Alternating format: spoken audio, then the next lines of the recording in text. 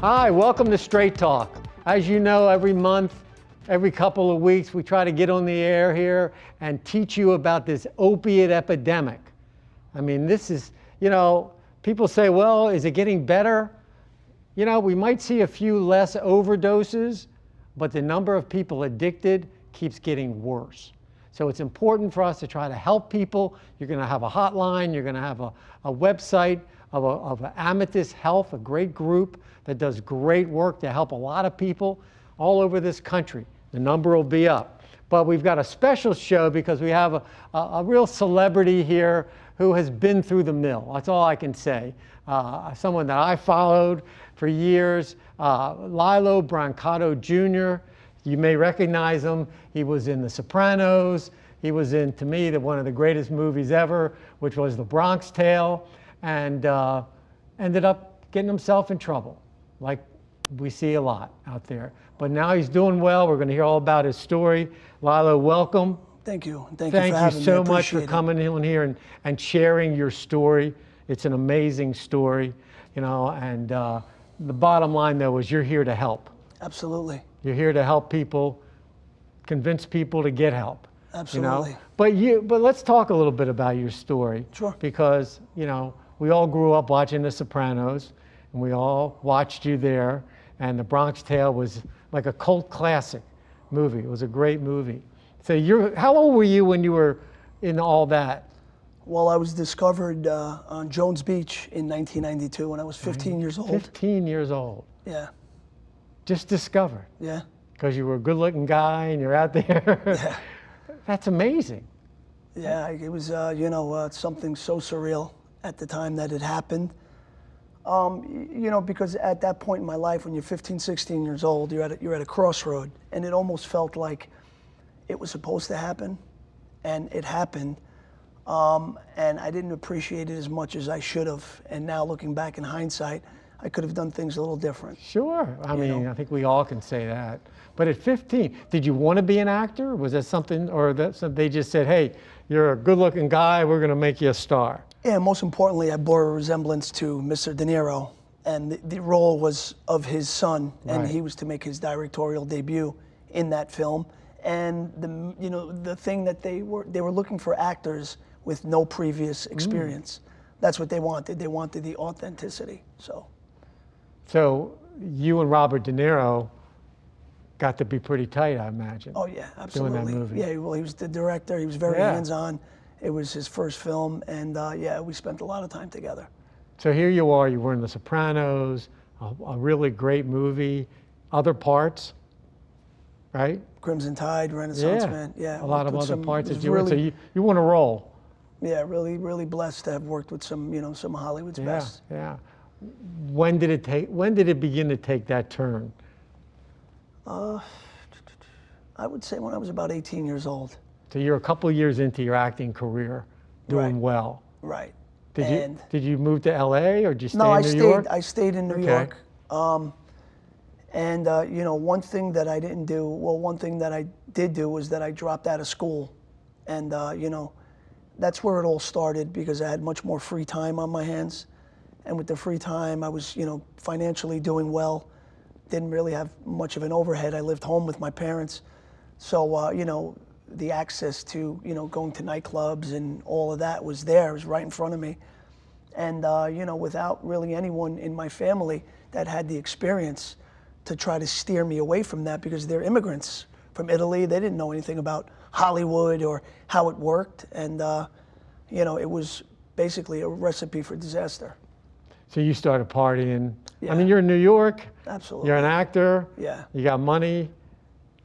And you're young. Yep. And so would you just start going to clubs and? Yeah, 4 or 5 times a week. Yeah, so it was what? It was a lot of drinking and cocaine? Started snorting the cocaine. Yeah. And then eventually the cocaine, I started dabbling in smoking crack cocaine. And then after doing the cocaine for an extended period of time, I started experiencing the cocaine psychosis, the paranoia. And one night I was in a car with some friends, guys that I knew my whole life, and I started getting paranoid that they were going to kill me because I had done so much cocaine that day. So I remember we were doing about 60 miles an hour, and I opened the door and just jumped out. Still have an injury in the back of my head. And that's when I was introduced to the narcotic pain medication, and that's how that all started. And when at that age, it's something that was prescribed by a doctor, so I didn't think anything of it. And with my personality, my addictive nature, I was taking one. The one stopped working as well as it did in the beginning. So then from one, I went to three. And that's when I discovered, like, wow, this feels really good. And then, we had so many of them in the house. Because my brother or my father would go to the dentist, he'd get a prescription. Sure, take back maybe, then, yeah, right, take one or two, and there'd be, a lot of it in the house. Right. And then I just took it all and just started taking it. And it just spiraled really, So you had a cocaine addiction. Now you got an opiate addiction. Yeah. And this was roughly around, this was like around 2000, 2001 is when that started. And that really, were you trying to do both? The cocaine was basically just on the weekends, Yeah. but the opiates was every single Every day, yeah. Every single day. Yeah. Every day.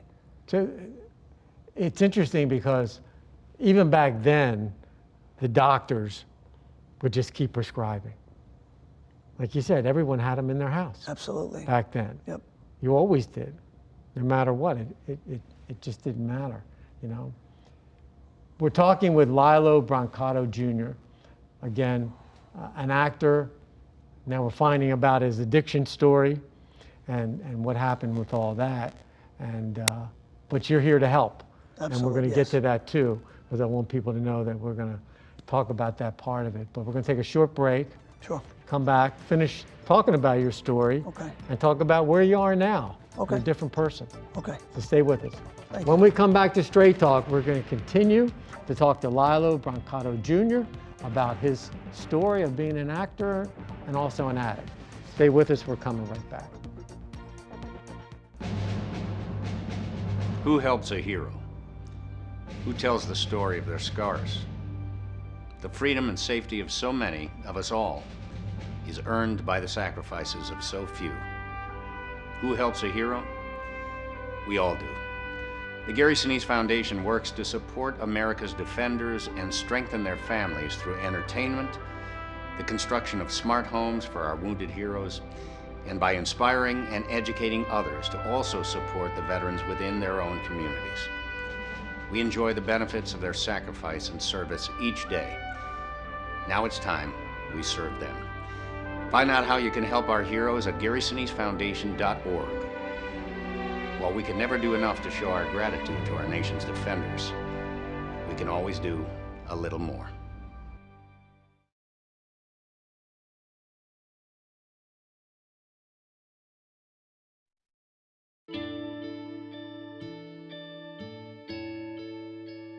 Calls me googly eyes. You know you're beautiful, right? You know that? Even you are beautiful. I got bullied for wearing glasses. Share if you're against bullying. We put it out there, just took off. 3 million people have shared this post.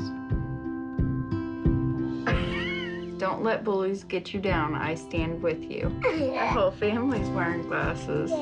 I wear glasses and I'm proud. I even have the army on my team. All the kind comments brought my child joy. I don't feel thank you is enough. Next.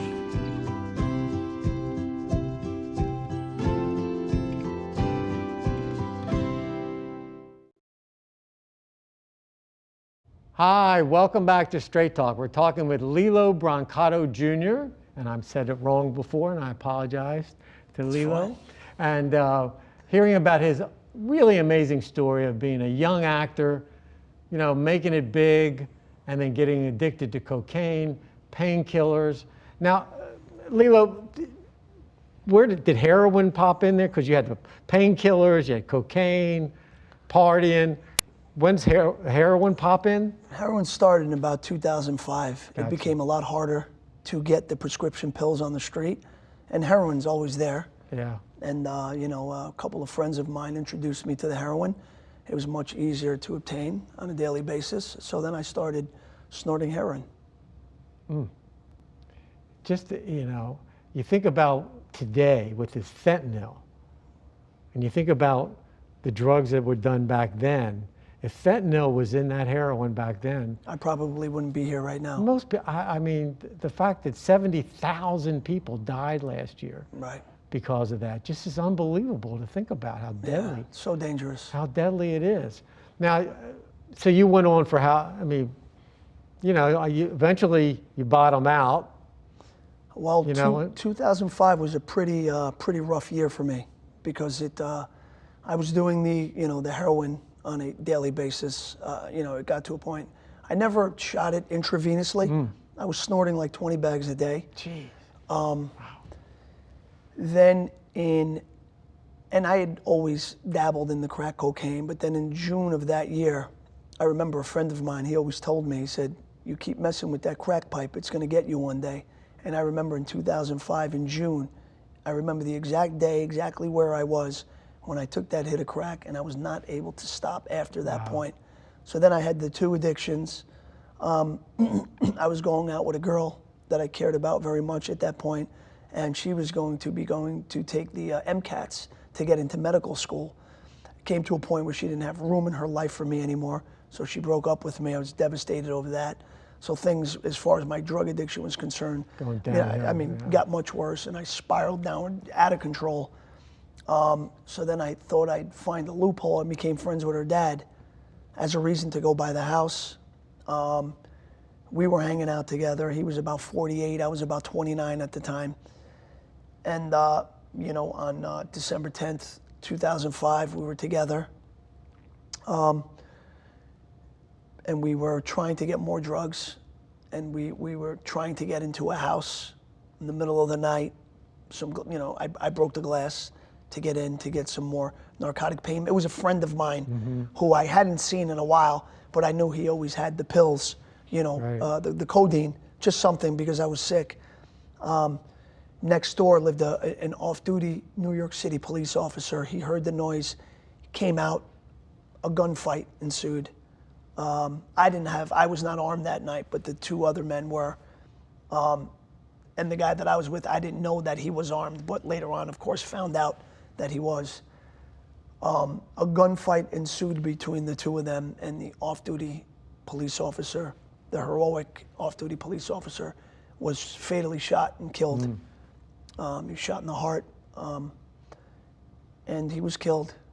Then I was charged with murder in the second degree. It's felony murder. It's not intentional because it occurred during the commission or the attempted commission of a felony. And the guy that I was with was charged with murder in the first degree.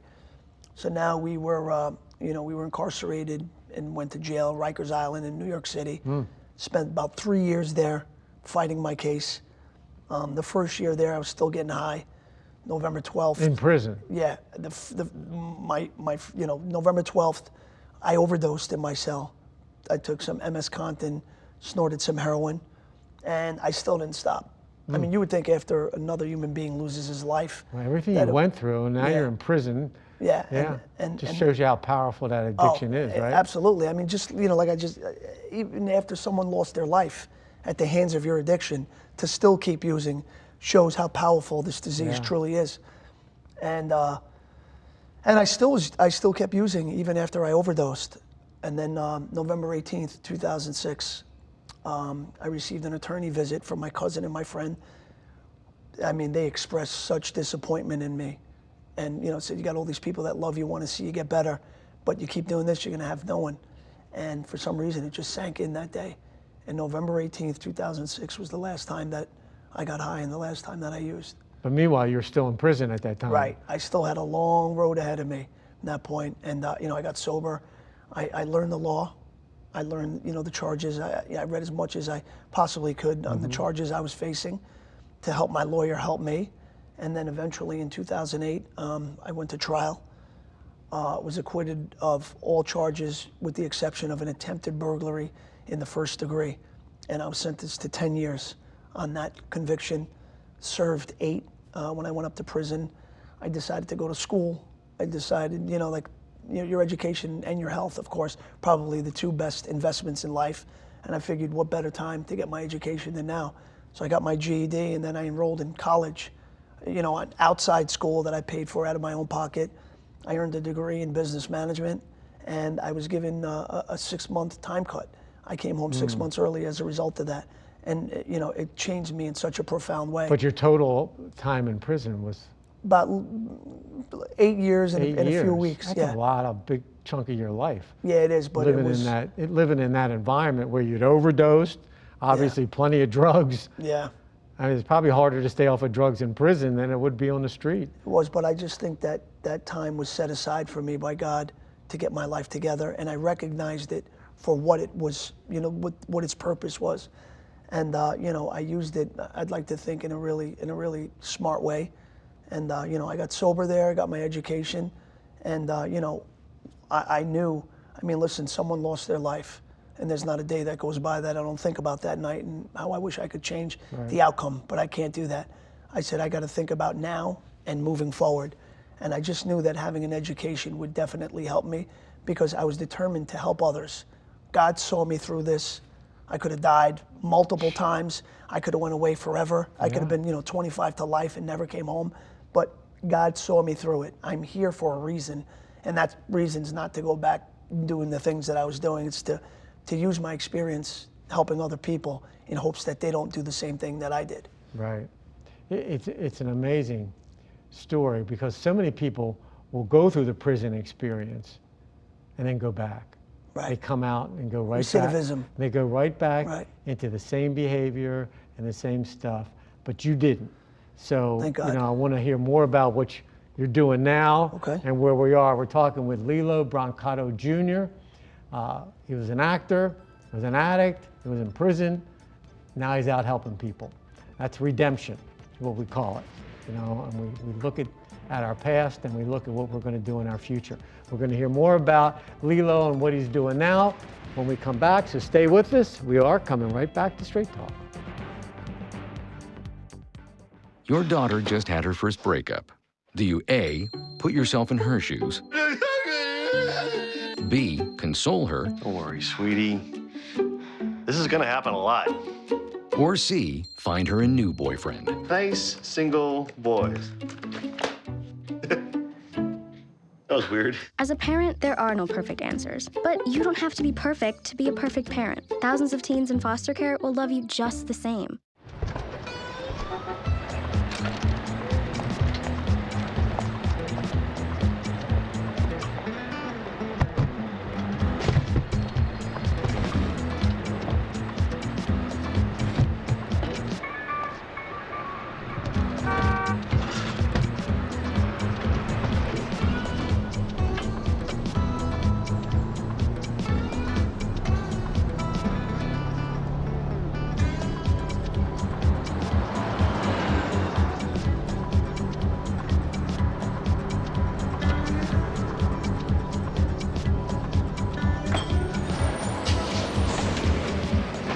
It's a short ride from your neighborhood to your naturehood. Find fun activities to do, like boating and biking, or camping and hiking, plus much more. To find a neighborhood park or green space near you, visit discovertheforest.org. Don't allow your weight to threaten your health or control your future. Excess weight or obesity can cause emotional and physical health risks. But you can take control. The Your Weight Matters campaign offers free resources and tips to help you measure and understand your weight. Take the Your Weight Matters Challenge. The free toolkit prepares you to speak with a healthcare provider about your weight. Your weight does matter. Take the challenge and take control today. Hi, welcome back to Straight Talk. We're having an amazing conversation, learning a lot about Lilo Brancato Jr., who's an actor we've seen in Sopranos, The Bronx Tale, and lots of other shows that he's been in. And we're hearing what a story from being an actor, making lots of money, having a great life, to ending up in prison, and now you're out and you're going around the country and you're acting again. Talk a little bit about what you're up to now. Yeah, I've been blessed to have been once again given the opportunity to do what I really love to do, and that is to be an actor. I have a few films that I have in the can that will be coming out. One of them, it's called The Fifth Borough, directed by a friend, Steve Stanulis, which takes the fifth boroughs in reference to Staten Island, which is the fifth, considered the fifth borough. It touches on the heroin epidemic. Okay. And there's the whole premise, the girl that the story's about. She has cancer. The treatment doesn't go well, and then she starts shooting heroin, and she ends up dying. And so it's a really touching story. And for myself, of course, being that I've saw so many friends, I lost so many friends as a result, because of the opiate. Yeah. The opiate, epidemic and addiction, and it was really, it meant a lot to me to be able to work on that film, just because it was really, something that personal. Very personal. Yeah, no, absolutely. What else? I have a film that I am also a producer on called The Fury. It's in this film I play a member of law enforcement, believe it or not, but in no way did we try to be insulting to law enforcement, because law enforcement in this film is, the hero. Mm-hmm. It's a vigilante film. My dad, who died about a year ago, rest in peace, loved Charles Bronson and vigilante films. And when I heard about the story, and there was a vigilante, something modern day, I wanted to do it just for my dad, because when I took the role, he was still alive. And I said, hey, Pop, you remember Charles, doing these vigilante films? So I did it, and really proud of both of those films. And I also have a documentary. It's you can see it on Amazon Prime. It's called Wasted Talent. It's about my life, and wasted talent was the theme of the Bronx Tale. The saddest thing in life is wasted talent, and how I become art imitating life and life imitating art. We use that as the title, and it kind of shows my rise, my fall, and my road to redemption. And it's very interesting, and I think it's a must-see, especially for the younger generation, to kind of, as a cautionary tale for, what not to.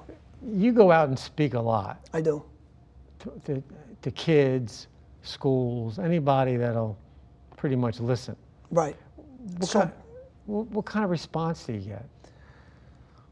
Usually it's a really good response. There were times where I was met with some resistance. Sure. Law enforcement, one time they even said, right message, wrong messenger. But this is, I can't control the way other people think about me and they feel about me. And because I'm the one who made the bad choices, and those are the consequences of those bad choices. So I just got to live with it, and I just got to, just do better, every single day, and show that I'm a changed person. And and also was given a great opportunity for at Amadeus Health, really great group of people. Mm-hmm. And basically we're just we're coming together, and we're just trying to help as many people as possible. Dual diagnosis, we're national treatment provider for those suffering with from substance abuse and mental health disorders. And that to me is so important, because I believe the day that I was born, it was to do that and to help others. Even all the films and everything that I've done is to get me to where I am right now, in a place where I do have some influence, where people will actually listen. And it's a really beautiful thing to have some kid's mother tell you, thank you, Lilo, because of you, my son's sober 6 months. And that to me is more gratifying than any film or anything else. And yeah, and you think about how lucky you are in the sense, even in your industry, the number of actors and musicians and celebrities who have overdosed or died or gotten so involved with drugs that they never came back. Right.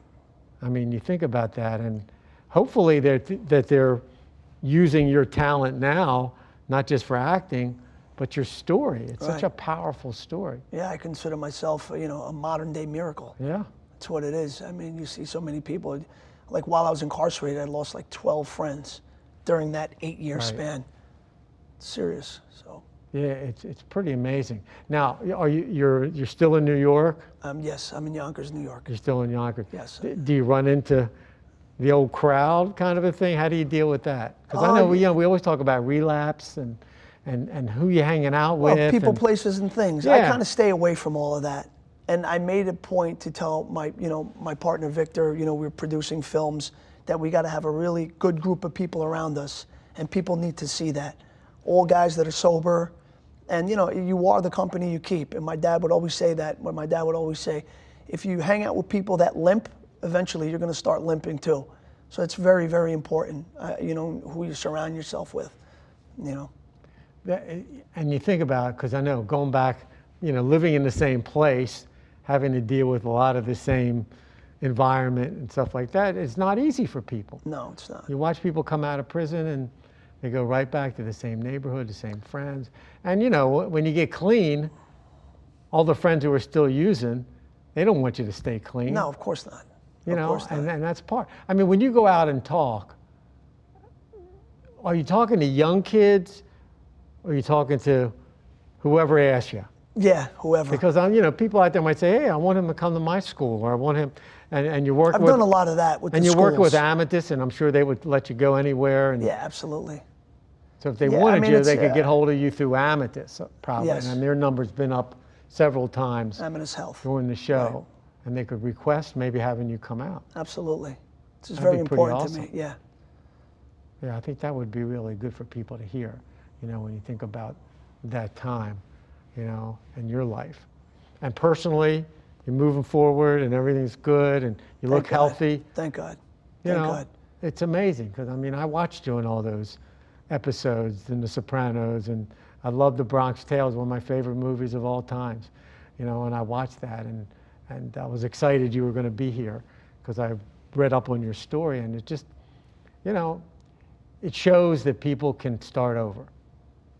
Well, we're living proof. And I'm sure that's what you tell people Absolutely. that are out there, especially those that need help, because it is a tough. Yeah. Well, if I never got help. If I would have gotten the help when I needed it and when I was supposed to get it, I probably wouldn't have to have went through everything I went through. I mean, if you need help, seek the help, because it's virtually impossible to do this without getting the help and acquiring the tools necessary, living a life of sobriety. Yeah. It's just, it's... You said it, man. That's a great way to wrap up. Yeah. Listen, Lilo, thank you so much. Lilo Brancato Jr., an actor in recovery. That's who he is. He's both an actor and someone in recovery. Thank you so much for sharing your story. I want to thank all of you for watching Straight Talk, and we'll see you next time. Thank you.